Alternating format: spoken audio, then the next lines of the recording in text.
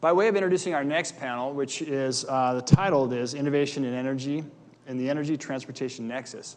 I'm going to ask Grace Broyles to come up. By the way, panel for that, those panelists, please come on up as you make your way. But Grace, come on up. Grace Broyles is with the LA Clean Tech Incubator. And as I may or may not have mentioned very well, LACY, LA Clean Tech Incubator, is a very good partner of Clean Tech, Sustain OC. We partnered in together what's called Energize California, among other things. And maybe I'll just turn it over to you to let you explain further. Do you want to get a lav mic, or do you want a hand mic, or what would you prefer? Whatever's easiest. Mike, can we get a hand mic maybe for Grace? Might be the easiest one. I could use the beach ball. You could use the beach ball, yeah. I do like the beach ball. Excellent. Well, this might be the easiest. Grace, I'll let you take it from here. Thank you, Scott. Thanks, Grace. Oh. Hello, everybody. Hi. My name is Grace. I'm here on behalf of LACY. We're a nonprofit based in downtown LA that, in addition to organizing this fantastic group of speakers that we have here today, I'm moving out of the way so you can see them. We are involved in a number of transportation and energy initiatives that cover a lot of topics that we've been hearing about in today's discussions. The first one is LACY last month announced our Transportation Electrification Partnership. That in addition with a partnership involving people like Southern California Edison, BMW, California Air Resources Board, LA Metro, City of LA, we are creating a roadmap for how we can achieve zero emissions goods movement in Southern California by 2028. This is something that we are collecting a lot of stakeholder input on still, hoping to publish it in September. And so if anyone here is interested in that, I'm going to be in the back, and I would love to connect you to some of the people that who can maybe hear your thoughts. Additionally, any startups in the audience? Anyone? Woo! Cool. Well, we are an incubator, and we have a number of programs supporting clean energy and transportation startups. One of them is the Energy Innovators Program. We are currently accepting applications for clean energy and EV infrastructure startups for a free 1-year support program that can get you all the resources you need. So again, come see me. I'll be in the back, and I'd love to answer any questions about that. On that note, I'm going to turn it over to Jim Edson, our moderator. He's going to be, Jim Edson, is an entrepreneur in residence at Itron, and he's going to be leading our discussion on innovation in the transportation energy nexus. Thank you, Jim. Thank you. Thank you, Grace. My name is Jim Edson, and I'm the EIR with Itron's Idea Labs. I want to thank Scott for inviting me to moderate the panel. I have 4 colleagues with me. I'm going to ask them each to introduce themselves, starting with Tim on the far, your right-hand side. Hi everyone, Tim Kreukniet, originally from the Netherlands, been working in EV since 2010. Started EVbox also here in North America, which is the largest provider of EV charging stations worldwide, but just getting started in the US, which is a fun exercise. That's also why we're part of LACY, who kindly made it happen that we're here on the panel, and happy to be here today. Good afternoon, folks. My name is Michael Bogen. I'm Vice President with Move, which is a startup. Our origins were a $10 million DOE grant at UCLA, and we've been working hard to commercialize that. Interesting things about what we do with EV charging is that we integrate it with other elements such as photovoltaic and storage, hopefully to the benefit of folks like SCE who run the grid. Great. Hi, I'm Katie Sloan with Southern California Edison, not a startup, in case you were wondering. So we really see ourselves as a clean energy provider to help electric vehicles get mass adoption, and we're doing a lot in the infrastructure space and providing infrastructure for our customers to adopt charging stations. And hello, everyone. Thank you for inviting me here today. My name is Michelle Bogen, and I am a manager of the advanced powertrain team at BMW's technology office in Mountain View, California. And I support our research and development activities in powertrain. So that's everything from battery materials for next generation of battery packs in electric vehicles up to the battery pack level softwares and controls and power electronics in the vehicle, but then also up to the vehicle's integration with the grid. And so that's what's relevant to this panel here today. I'll be talking about some of our work that we've done with the utility up in Northern California called PG&E. and our partnership that we've been doing with them to integrate our electric vehicles with the grid. Thank you. Each of the panelists will be sharing some remarks with you, but in order to frame the panel discussion, I have prepared a few random thoughts. First, the new mobility business model is going to be easy, but that's easy with an I. Business models will be based on the convergence of electric, autonomous, and shared. These concepts then will then combine to form an integrated solution, hence the term easy. This integrated scenario promises significant value for all ecosystem participants, including the electric utilities, you as the consumer, and regulators. From a societal perspective, how will EVs and autonomous vehicles be integrated into comprehensive transportation systems? Nationwide transit public transportation ridership in March of this year fell by 5.9% from the year earlier. This is according to the Federal Transportation Administration. This marks 3 years of steady declines in public transportation.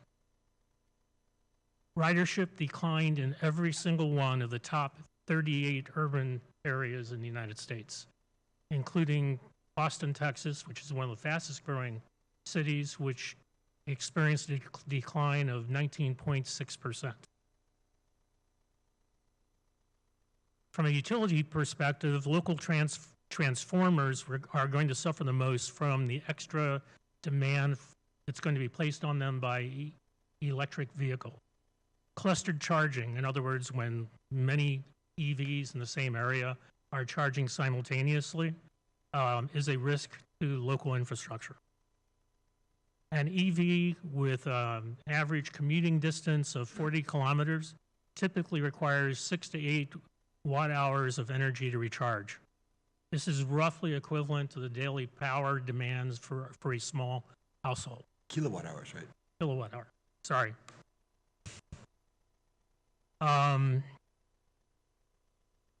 By 2035, the annual demand from EVs for electricity could exceed 400 terawatt hours. So what's a terawatt? A terawatt is equivalent to 5 billion barrels of oil or 1 billion tons of coal per year. EVs clearly will pose significant challenges to network utilities, particularly in those areas where the grids are already constrained.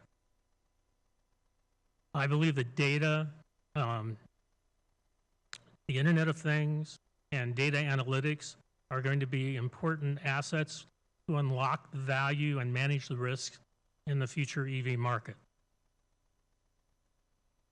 The future grid is going to look different than it does today. It needs to become clean, lean, decentralized, and communal. And the utilities are going to need to prepare for this future by continuing to make essential infrastructure investments and taking some additional actions that we will probably discuss as this panel proceeds. With that, why don't we turn to the panelists, and we'll go from left to right this time. So, Michelle? Yes, thank you for those opening remarks. It was great to set the stage. So here we are at the Transportation Energy Nexus panel, and what I want to share with you is the partnership that we have with PG&E. So it's where an OEM, an automaker, is coming together with a utility because of this growing demand from electric vehicles, growing energy demand that's going to come from the goal. I mean, the governor set the goal of 5 million electric vehicles by 2030, so there's going to be a lot more vehicles on the road, and with that, there's going to be an increase in energy demand. And what we've been doing with PG&E, we started our partnership in 2015, and we recruited 100 real customers that either own or lease a BMW i3 electric vehicle. And we coordinated with PG&E. They would send us signals when there was high demand on their grid, so we participated with the electric vehicles in what's known as demand response events. And we basically showed from a technology perspective, that fleet of consumer vehicles, we didn't make any modifications to the vehicles. These were vehicles that customers had already purchased or leased. And through telematics, so communication via the cellular chip on the vehicle, we could send signals to these vehicles when there was high demand on the grid to curtail their charging load. So in that way, we can help support the utility so that they don't have to develop new peaker power plants, so we can cut down and manage the EV charging load in coordination with the grid. What we're doing now at the beginning of 2017, we recruited more customers for the program. We have 350 customers signed up now. They're all over the Bay Area in Northern California. And it's i3 vehicles, also i8s, and all of the plug-in hybrids that BMW manufactures, so the 3 Series, 5 Series, X5. And we expanded the models that could participate. We also expanded location-wise where we could manage their charging. So previously it was only at home, and now we can manage their charging anywhere they are, so at work or at a public station. And then we also expanded the use cases that we're testing. So in addition to demand response, we're now looking at optimizing their charging for electricity prices and renewable energy. And this can help the utility integrate more renewables on their grid, because during the day, maybe some of you are familiar with the duck curve, there's a lot of excess renewable energy. So we're basically sending signals to the vehicles to charge them during the middle of the day if they're plugged in, to absorb some of that excess renewable energy, and that also helps the utility to not have such of a high ramp in the evening hours. When the solar starts to go down, because the ramping is also an issue as well. So I don't want to take too long. I think I've talked a bit about our program, but that's sort of what we're working on. We want to support the grid as much as possible, and it's part of BMW's sustainability mission to do that and to also bring more EVs on the road. Thanks. Sounds like we have an opportunity to do a partnership, and I drive an i3, so I can be your the first customer. So I want to talk a little bit about what Southern California Edison sees as the potential, the energy transportation nexus, both from an environmental perspective and also a grid perspective. Over the last few years, we embarked on quite a concerted effort to look at meeting the state's greenhouse gas reduction goals, which are 40% below 1990 levels by 2030. And we looked at a lot of different options to get there. And what we determined from our perspective was the most cost-effective way is really 3 pillars. The first is make sure that you have as clean a grid as possible. So we're looking at having 80% carbon-free energy on our grid by 2030. Second, electrify transportation. We think we need 7 million, so 2 million above the governor's goal, electric vehicles in California by 2030. Today, we're at less than 400,000. So that's 20 times more electric vehicles in just 12 years. So this is a huge, huge effort that we all have to undergo together in order to meet these greenhouse gas reduction goals. And third, we're looking at electrifying water and space heating for buildings. So that's more from an environmental perspective. We're really focused in providing that clean fuel for the electric vehicles. Then from a grid perspective, my colleague started to talk about the duck curve, and that's one of the really big potentials that we see, being able to use EV load growth during the day in order to use all of that clean electricity that's going onto the grid. So we also have a pilot that we just started in the last few months where we're sending signals to vehicles when we believe there's going to be excess renewables on the grid, that in the morning we throttle down the charging stations by 50% so that they're not charging in the morning when the solar isn't shining. And then around 11 a.m., we throttle the charging stations back up to 100%, so you're charging more during the day than you would have. So that's one of the ways that we're using electric vehicles to help integrate renewables. There's a lot of different ways that we can do this, and we're really excited over the next few years to determine how to integrate energy storage and other ways to help mitigate some of the grid impacts. But this is a huge strategy for the company. It's one of our #1 objectives. Thanks. So I'm kind of echoing, I think, the themes that were brought up by the previous 2 sets of comments.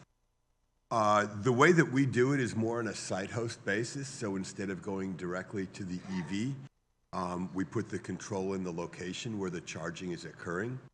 We think that's useful because they may have local storage, other moderated loads, or photovoltaic. And so helping to solve the problem behind the meter can also help to solve the problem on the utility side of the meter. So one of the things that, and thanks for the introduction by the LA Clean Tech Incubator, one of the things that we're doing in our installation there is that we're integrating the EV load with the rate of discharge of the photovoltaic on site, so that we have an instant local loop that will say, oh, there's excess energy, and we'll know exactly how much by the by. And it's not just an 11 o'clock. If a cloud goes over, we can damp the charging and then bring it back up. So we're very, very granular about the local conditions. We also look at storage there, and we look at several other loads like high-speed charging.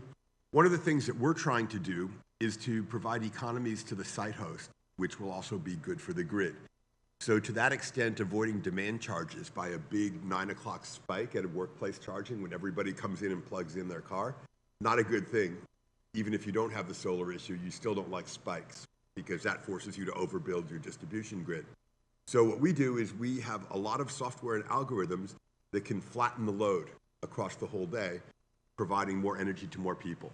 So our philosophy about it is similar. We feel like we sit in between the grid operator and the vehicle operator, so to speak. And knowing the local conditions where the charging is occurring, we can do very, very interesting things with load management. And finally, one of the things we haven't really talked about yet, but I think is a coming thing, and we're looking at it, and indeed we have some grant applications out to look at vehicle to grid, because the battery is obviously a magic billet for over generation from photovoltaics because it can do time shifting.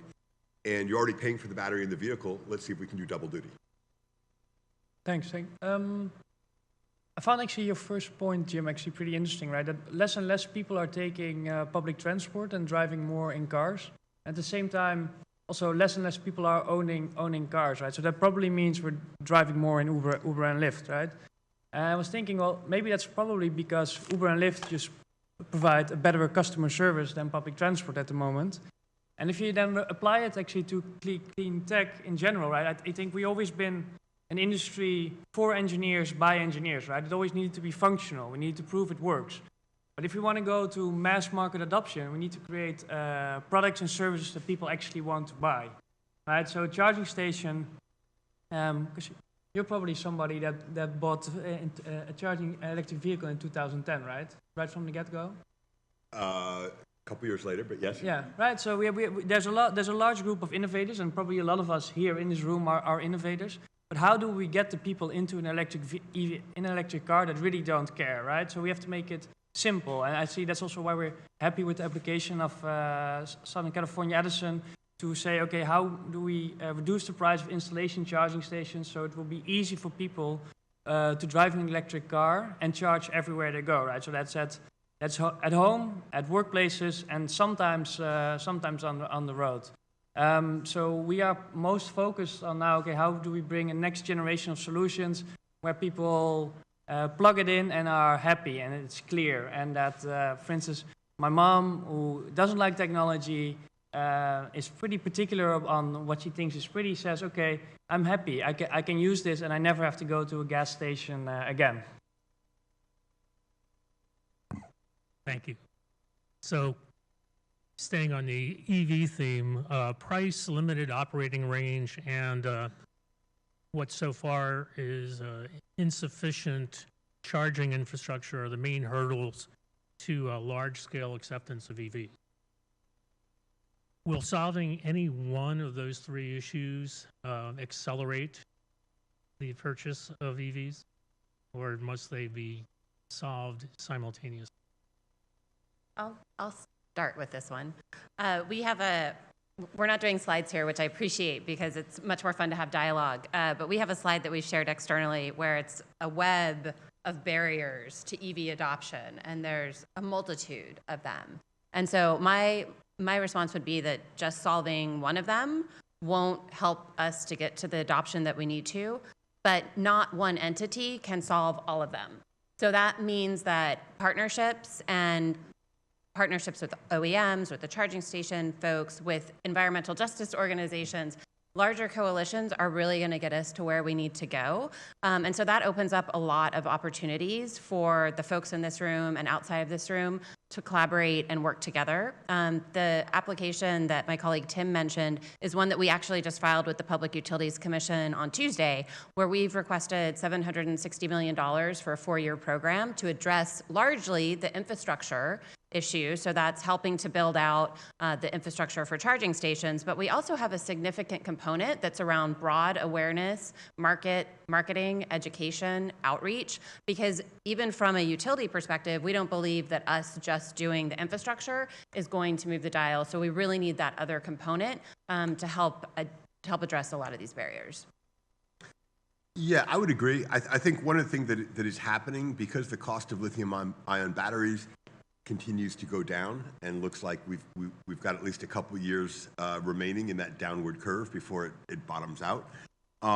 It's becoming easier and easier for manufacturers to put larger batteries in and therefore extend the range. And frankly, it's a little bit overhyped. They call it range anxiety or range hysteria if you're selling a car without a big enough battery. And the issue is most people's commute is, 35 miles, and most EVs are at least 80-mile range, if not, now we're starting to see the newer models besides Tesla go up over 100, 150, 200 miles. So I think that's kind of taken care of itself, except for the legacy owners of the original generation of EVs, which are shorter miles. The other thing is, what about the charging? Well, there's a big rush to say faster is better and have ubiquitous fast charge along all the corridors and everywhere else. There's a drawback to that, which is fast charge is more expensive, right? One, the equipment is more expensive, and two, from the point of view of the utility, it's more expensive because you have these big intermittent spikes, and that's just costs more to deliver energy in that size of a chunk. So to have many different charging standards, each one for a different use case, is the thoughtful way to address this issue, in my opinion. So we've talked about some of the ways of managing the time of use, both in the evenings. You'd rather not have people plug in at 7 when they get home, because that's when there's no photovoltaics and a big surge of use for other things like aircon and refrigerators and so on in the homes. That creates a secondary spike, like the deck curve that you mentioned. So you would really rather have people not charge until 11 o'clock, and as a utility, you encourage that with time of use pricing. So I think that there's a lot of granularity and the ability to learn what is the use cases in which people charge. It may not be just like a get a tank of gas and go for a week. We don't have to mimic that. These are EVs. The other thing that's important is that if you have a smart charging infrastructure, you can learn people's patterns. So with our software, we track a user who comes into a workplace, and we know typically how much they have to charge every day, so we've got a guess on their commute distance, and we know when they leave. Do they leave at noon? Do they leave at 5? And that will help to let us know how fast we have to charge them with electricity in order to make sure that it's transparent to them. They just plug it in when they come, and when they go, it's full. So having a smart and adaptive charging infrastructure is quite useful in making this ubiquitous charging be seamless for the consumer and have them adopt it without obstacles or challenges. Yeah, I would say so, right? We only make connected charging stations, right? Which means that it has a cellular or a Wi-Fi connection, and that you can control the load. Right now, it's more for reporting, but as demand response and time of use become more important, you'll see a more wide-scale adoption, right? So a dumb charger really is only a dumb charger. And when you talked about connected stations, there's a lot more you can do, right? Already making sure that you don't charge at peak times already has a high impact if everybody does it on the grid. Later on, yeah, hopefully one day we'll get to vehicle to grid. But maybe by then the battery price is already so low that we have stationary storage. I think that's an open debate. If you look at patterns, we see that the Netherlands has the highest density of EV charging stations worldwide. Right here in California, it's one charger for every 19 cars, so everybody needs to charge at home. Talking about public charging. Yeah, and then public chargers. Thank you. And then in the Netherlands, it's one charger for every 4 cars. So there's a lot more. Charging that takes place in public areas. And one of the things that we've done is we made it easy. So regardless if you're part of the EVgo network, like the US equivalent, right, of the EVgo network with ChargePoint or EVbox, doesn't matter. Every charging station you go, you can use the same network to get access, right? So that makes it a lot easier. While here in the US, we still have to have multiple networks. So also from a customer experience, it's just a whole lot less than for instance, using your Chase ATM card of a Bank of America, right?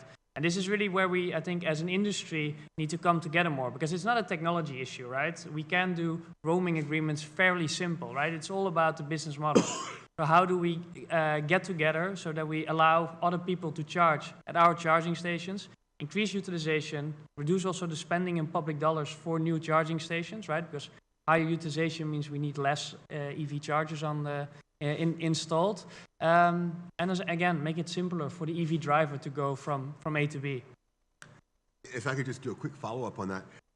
We've done some research. We think that there's probably in the next 2 years a shortfall of public charging in California of 200,000 plugs, approximately. I don't. Does that resonate with what you guys look at? Yep, it definitely does. And what we're looking at is putting in an additional 48,000 charge ports, and that's only a third of the need by 2025. Just one data point. I know SDG&E in San Diego is exploring the deployment of 80,000 residential charge points in 2019. So they are aggressively supporting the electrification. Michelle, you mentioned, I'll use the term virtual power plant, basically vehicle to grid using batteries for V2G purposes. Is there an issue in terms of standardization? And secondly, is there an issue with OEM? Because are OEMs going to be reluctant to allow their batteries to be used as a distributed energy resource because of the impact on the car warranty? So the program that we're working on with PG&E, it's just managed charging. So it's not bidirectional. We're not discharging to the grid.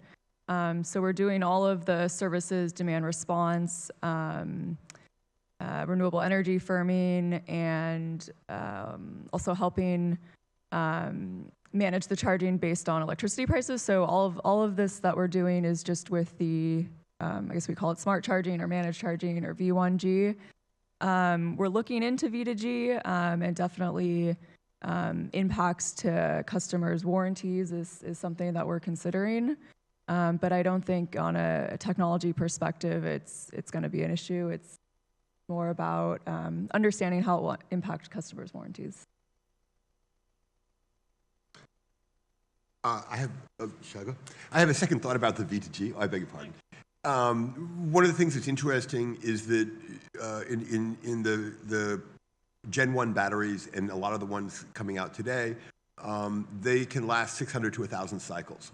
And the net result of that is that if they do a full charge discharge every day, you would only want to really carry an exposure of liability and warranty on those for about 3 years, but you're mandated to do 8 years, and some people do 10.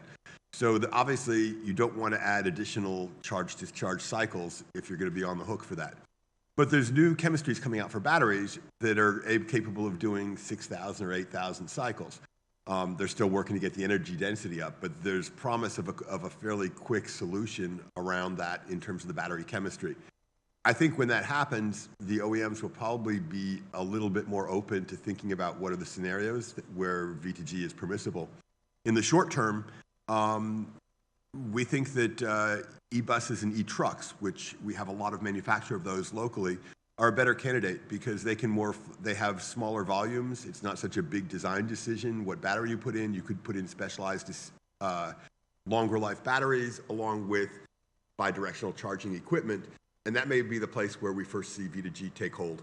Also, their batteries are quite large. You can put 300 kilowatt hours in a bus battery compared to 30 in a car. Yeah, and to echo that, we are starting a pilot looking at school buses and V2G and how we can work on that. I think one of the big questions on V2G is how do you get the value from it and what are the economics? I think that still needs to be determined in some of the pilots that we've seen. The customers weren't getting nearly as much from a financial perspective as they had expected. So that's another piece to figure out. So staying on the term financial, Katie, you mentioned that there are 400,000 EVs on the road today in California, and SCE vision that there needs to be 7 million. How do you get from here to there? Anyone have any good answers? I'm open to them. I think I have one. So there's a lot that we need to do to get there. The piece that we're focused on is really the infrastructure piece and getting the charging stations. To the point that Tim made, we don't think that we have nearly enough public charging in California as we need to have. Just an anecdotal piece of information around range anxiety. I live in downtown LA, had to go to Long Beach this morning, then came down here. And I was a little bit late coming into the building because I was driving around looking for charging, and all of the charging was being used. And so I'm looking at how many miles I have left to get back up to downtown LA. I think I'll make it, but the range anxiety is real, and I'm a true believer, and I'm frustrated looking at different apps on my phone and having different fobs, and so I think. Let's focus there. Let's also focus on helping to get the word out and making products that people actually are interested in purchasing. The more electric vehicles that we have on the road and the more vehicle types that we have, we're going to be meeting a broader audience. And so we're seeing a lot of progress there from the OEMs. So I think it's going to take all of us doing our best effort to make this happen. Yeah, I would add a thought, which is that we have a weird mismatch between infrastructure and vehicles. The people who can do home charge, there's inadequate public accessible charging. We've all agreed on that. So let's take that as stipulated. Then the question becomes, who is it who can, without range anxiety or too great range anxiety, be an adopter for an electric vehicle? And the answer is someone who has a residence with a garage where you can install your home charger, because at least you can know you can always go there and top off, right? Well, this excludes, first of all, it's a problem because it excludes half the market that lives in condos, apartments, and multi-user dwelling, MUD market. And they're super underserved, and you have very small adoption. So half the market could be unlocked if we had an infrastructure at play that would support it. Second problem, the people who, I also am in LA, the people who have lots of garages live in Simi Valley and they want to drive an SUV. There's almost no SUVs that are electric at this point in time. They're almost all these cute little city cars like your BMW i3, right? But people who live in the suburbs with dogs and soccer playing kids and all this kind of stuff, it's just too small a vehicle. It's a city vehicle, it's not a suburban vehicle. So we have a mismatch between the people who have home charging and the style of vehicles offered. And I think those two, we need to solve both of those, have bigger EVs for the suburban people who have home charging and have available local charging or good charging solutions for the city people who live in tight urban areas. I think unlocking both of those problems with the right solution in terms of vehicles and infrastructure is what's going to drive us to the number. So in the city of Amsterdam, which is I don't know, how many people here have been to Amsterdam? 20. So it's only a million people big. So in essence, it's pretty comparable actually to San Francisco. We have 4,000 charging stations on the street, right? And everybody also there lives in a multi-unit dwelling. And it is, when you talk about financials, it's a business case. Initially, the city paid to get these charging stations on the street to break the chicken and the egg.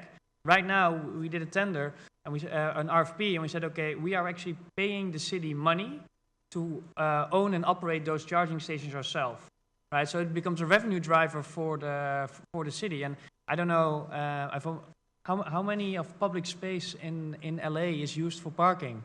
There's plenty of parking spaces in LA, right? This is just how do we get the charging stations installed, and especially when you talk to a lot of these parking property managers, there's just a lot of split incentives about who owns it, who wants to drive it. What if they already have very high utilization? Why install a charging station that will maybe see lower utilization than a regular parking spot. So maybe if we can find effective ways to incentivize parking property managers, say, okay, if you install charging stations, we will cover your missed revenue on those spots, right? So for them, it's a zero-sum game, and then we make it easier to get more charging stations installed. Yeah, and I'll make a point on the multi-unit dwelling piece, because from our perspective, we really don't want to just incent people that have single-family homes to adopt electric vehicles. There's definitely an equity issue there. And we have a pilot where we've already installed 1,000 charge ports in our service area, and multi-unit dwellings were very, very difficult. So in our expansion of the program, we're looking at a three-prong approach to really address multi-unit dwellings. And one is that we would own a portion of the charging stations as the utility provider. That helps to get over some of the financial issues that folks have. We're also looking at putting street parking with EV charging close to multi-unit dwellings. And third, we're providing new construction rebates. Today, within our service area, there's cities that require new complexes to put in the charging infrastructure, but not the chargers. And so if we could just incent them to go a little bit extra and actually put in the charging stations, that infrastructure is already there. So those are three things that we're doing to try and help crack this nut. Yeah, and I just want to echo what everyone else was saying, and I think it's from both sides. We need more infrastructure, but also more models and vehicles that consumers want. So we've committed to 25 electrified models by 2025, and so hopefully there'll be something for everyone, and we'll get more EVs on the road to help meet both the governor's goal and SCE's goal as well.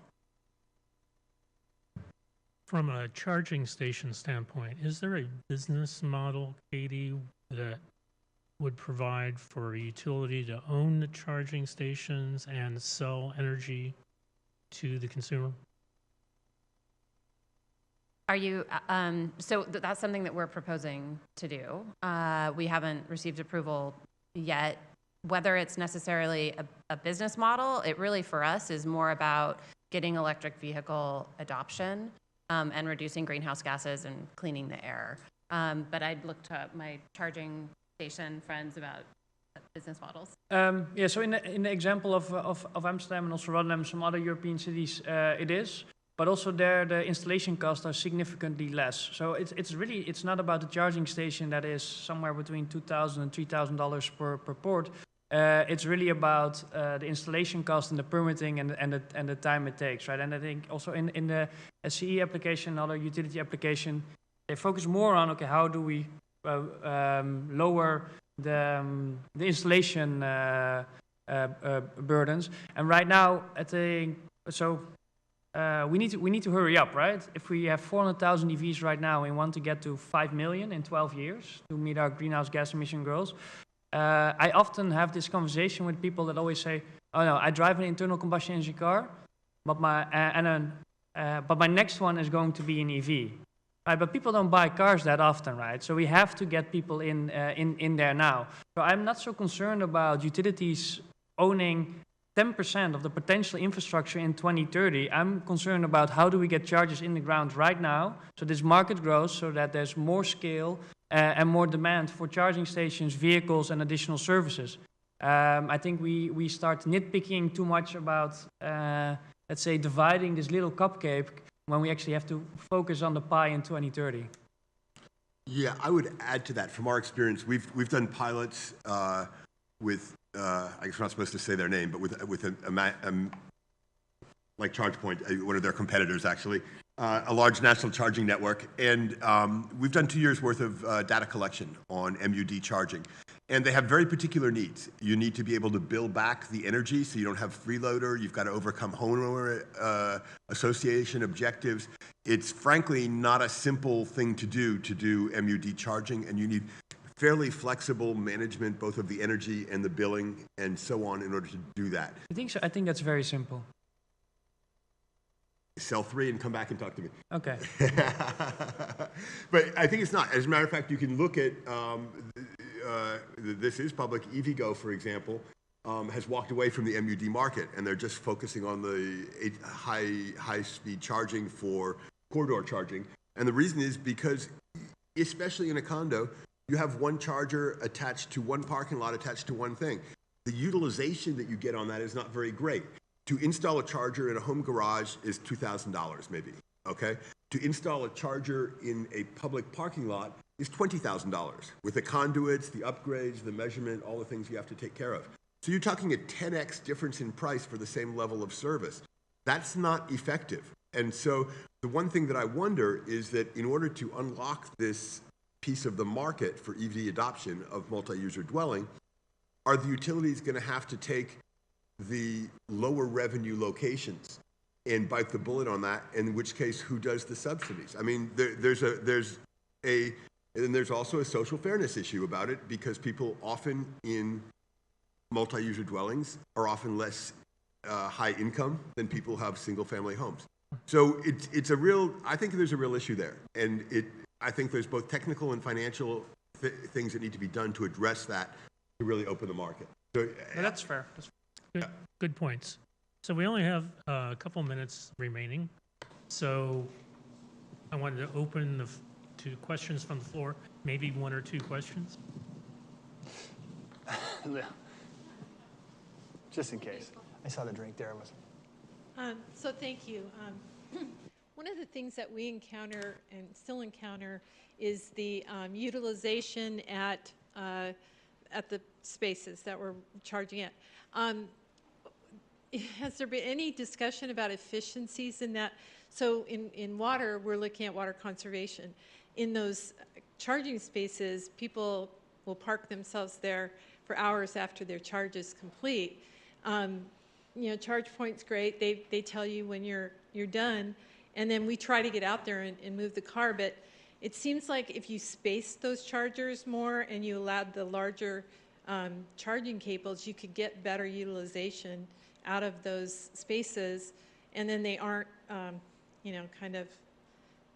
So I guess that's what I'm asking is just there seems to be an etiquette that needs to be established universally, and then just better utilization of the infrastructure that we have now. Mm-hmm. Yeah, I'll say a couple points, and I'm sure other folks have things to add. It's been interesting. One of the places where we've installed a lot of our charge ports is at workplaces. And workplaces have created social networks to really keep people accountable for moving their cars. So they'll start like a SharePoint site or whatever, an email chain where they can say, hey, the blue Volt is charged, like go move it. Or I have to travel really far today, will someone free up their space? So it's almost kind of a self-regulating thing.